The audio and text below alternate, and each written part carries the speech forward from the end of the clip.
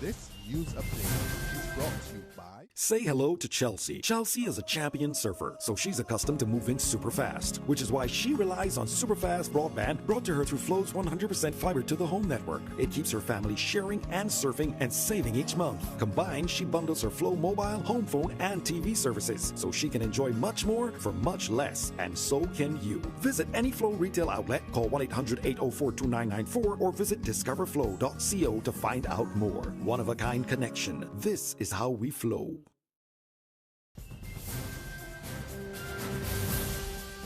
It's Monday, March 7, and time for the Barbados Today Morning Update. A warm welcome to you. I'm Fernella Wedderburn.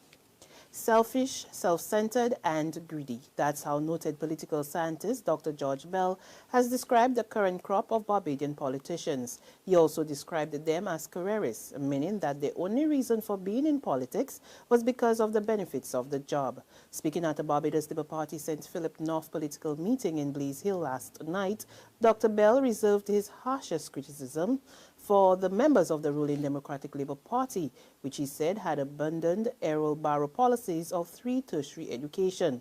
Dr. Bell also warned that the end to 3 universal health care could be near. They don't represent any cause, they don't belong to cause. These are not social democrats. That is why they can tear down free secondary education. If necessary, they will go there. I don't think they can do that. But they tear down university education. They would make you pay if you go to the hospital. You say that if you can't pay, something wrong with you because you're not successful. You should be successful. If you're successful, you can pay to go to the hospital. Or you're dead. So the problem if you're not successful and you're dead is because you're a loser. So you're a loser, you die. Okay?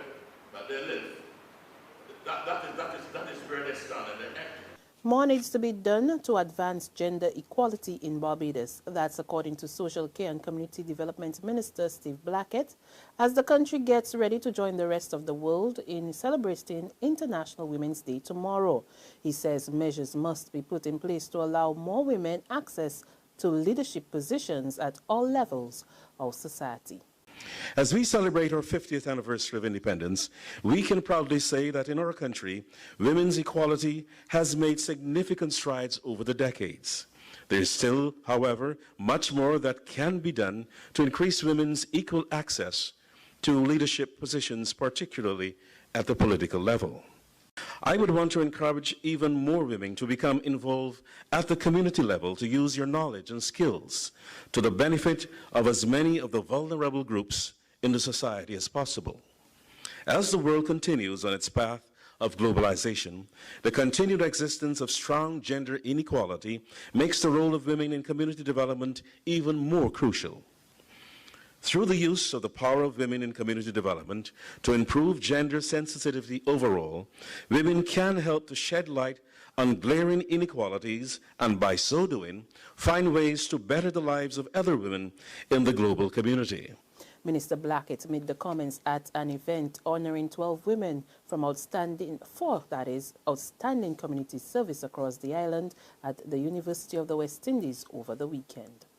Barbadians are paying less for petroleum products except kerosene. That product now sells for 81 cents. That's from 80 cents. Gasoline will now sell for $2.58 from $2.69. Diesel is 5 cents cheaper at $1.77.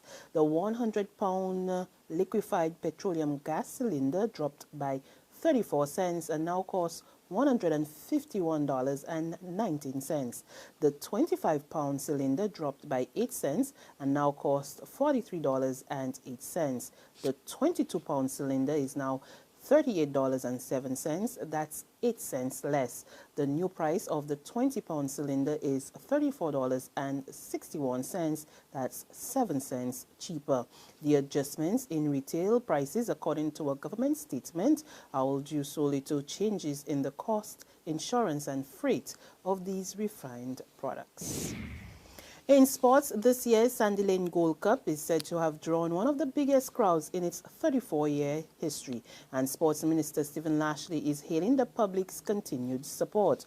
One of the most prestigious events on the island's sports calendar was won by Jelon Samuels astride Dorset. Barbadian jockey Patrick Husband with Watch Your Own Border was in second place, while Mario Pino and War Envoy came in third. Last year's winner Rico Walcott and Sailors Creek were in fourth position. The winners, I think that the regional recognition, certainly this horse from Trinidad and Tobago, brings to the fore the importance of the collaboration that exists within the region in terms of sports. And I think that this particular brand has the potential of taking the region in terms of horse racing to even higher heights. I believe that, I think congratulations are in order for the fact that this race has survived over the years and attracted some of the most outstanding horses globally. And for this race to be won by a Caribbean owner, I think that augurs well for what the direction of racing, horse racing in the Caribbean is going. Still in news of sports, the West Indies Cricket Board will soon be named Cricket West Indies. WICB President Dave Cameron made the announcement at an annual general meeting in Kingston over the weekend.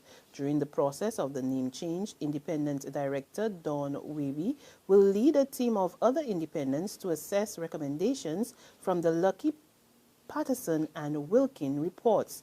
Those reports have made suggestions regarding changes to the WICB and its governance and management structures. He says once the process is complete, a change management expert will be brought in to oversee the transition.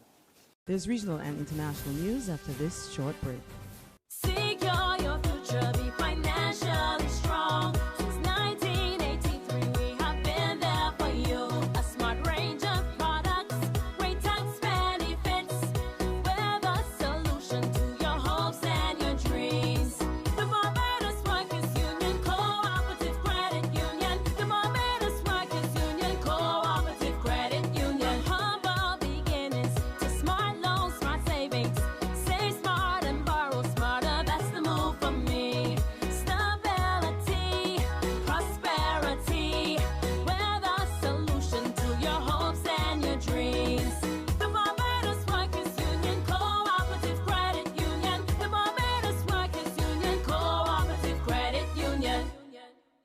These papers ain't selling at all.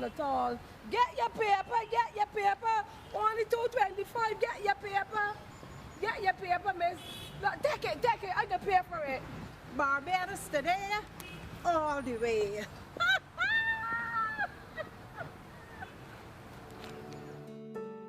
Barbados Today.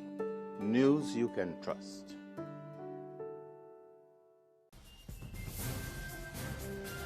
To news from the region, the new Jamaica Labour Party government will be sworn into office today. The ceremony is scheduled to take place at 2 p.m. Jamaica time at the official residence of Governor General Sir Patrick Allen.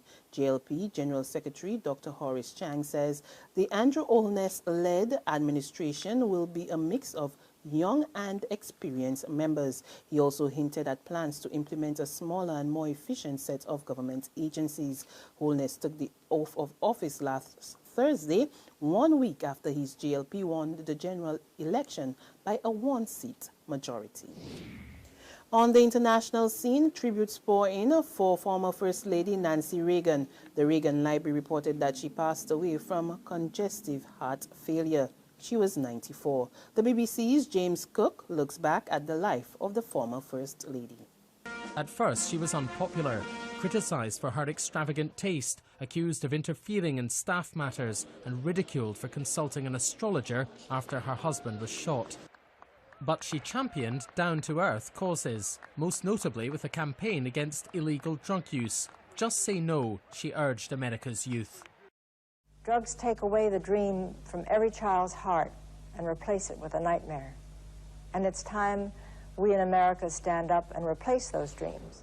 At times, it felt like Nancy Reagan was writing the script for her husband, like this prompt when he lost his way at a press conference. Doing everything we can. But when it turned out that Ronald Reagan's memory loss was due to illness, sinking slowly into the darkness of Alzheimer's, the nation began to understand and to sympathize. Each day brings another reminder of this very long goodbye. And so, after the heartbreak of her husband's death, Nancy Reagan embraced a new cause, arguing in favour of using embryos for stem cell research. It put her at odds with many in the Republican Party, but when President Obama changed the law, she insisted countless people would benefit. The former First Lady will be buried next to her husband here at the Ronald Reagan Presidential Library in California. And that's news and sports, but for the very latest, visit our website at www.barbados.be. Also, subscribe to our e-paper, email updates, and like us on Facebook. We're also on Izumi Media in bus terminals or screenplay at supermarkets and gas stations near you, as well as Channel 99 on Flow TV and Mix 96.9 FM. I'm Fernella Wedderburn. To have a wonderful day.